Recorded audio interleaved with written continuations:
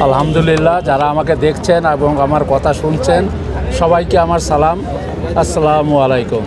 আজকে আমাদের বাংলাদেশ ফিল্ম ক্লাবের ইলেকশন।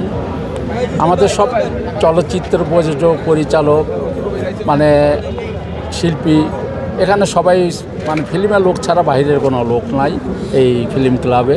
আমাদের সেই ফিল্ম ক্লাবের আজকে ইলেকশন, 1 বছর পর পর ইলেকশন হয়।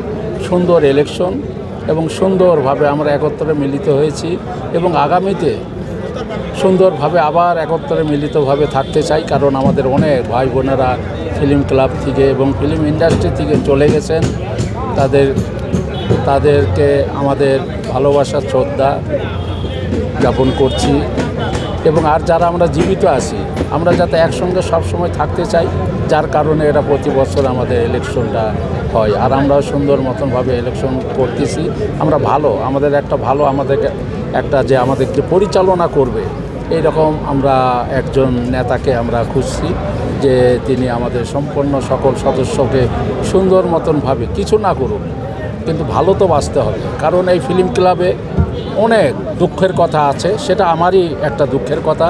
কারণ এই ফিল্ম ক্লাবে আমি ব্রেন স্ট্রোক করেছিলাম এবং স্ট্রোক যখন করেছিলাম তখন কিন্তু এই ফিল্ম ক্লাবে কেউ আমাকে ধরে নাই। আমাকে ধরেছিল কারা? এই ফিল্ম ক্লাবে যে আপনার যে সদস্য কয়েকজন ছেলেপেলেরা আছে যারা প্রোডাকশন হিসাবে কাজ করে, ওরা আমাকে ধরে আমাদের কাকরাইলে আমি স্ট্রোক করেছিলাম, কাকরাইল ইসলামিয়া হাসপাতালে বারান্দার মধ্যে রেখে এরা সব চলে আসছে, আর কেউ ছিল না। আমার মোবাইল করে আমি তো কথাবার্তা বলতে পারতাম না, আমার মুখ টুক সব বেঁকা হয়ে গেছে, এক সাইড প্যারালাইসিস হয়ে গেছে।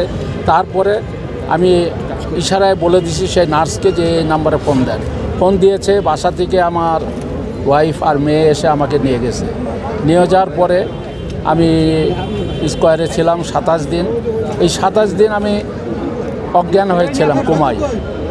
তারপরে 27 দিন পরে আমার জ্ঞান ফিরছে এবং অনেক টাকা বিল হয়েছিল। তারপর ওখান থেকে নিউট্রিশন হসপিটালে যাই 1 মাস থেকে। তারপর আমি সুস্থ। তারপর থেকে নামাজ, কালাম, আদাব এইসব করার পরে আমি আপাতত আল্লাহর রহমতে আমাকে আল্লাহ সুস্থ করেছেন। এখন আমি চলতে পারি, ফিরতে পারি, কাজ করতে পারি। কিন্তু আমার একটাই কথা হলো যে আমাদের এই ফিল্ম ক্লাবের যে নেতা হয়ে আসবে,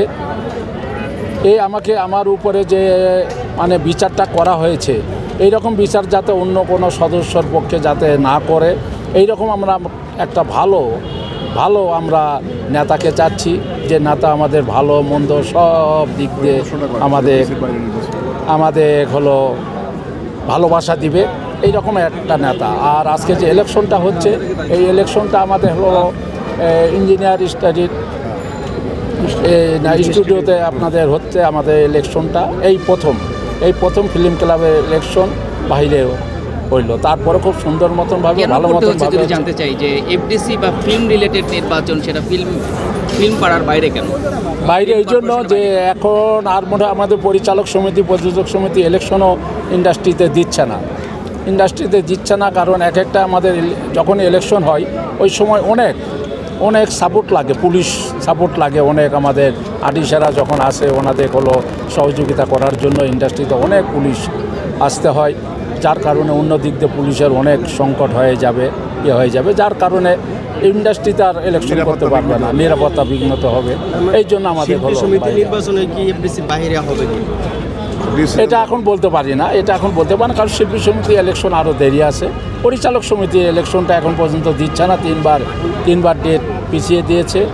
দেখি সামনের দিকে হয় কিনা, তাও বলতে পারি। আপনি বলেন যে আপনি অসুস্থ হওয়ার পরে এখন নামাজ রোজা পড়েন, এই নামাজ রোজা কি চালিয়ে যাচ্ছেন কিনা? একবারে চালিয়ে যাচ্ছি। আমার হলো সঙ্গের সাথী, জীবনের সাথী, যে আয়াতুল কুরসি সূরা আর ইস্তেফা, এটা আমার জীবনের সাথী। কারণ আমি যখনই মানে একা চলি, আমি ইস্তেফা এবং আয়াতুল কুরসি সূরা পড়তে থাকি। আমার বন্ধু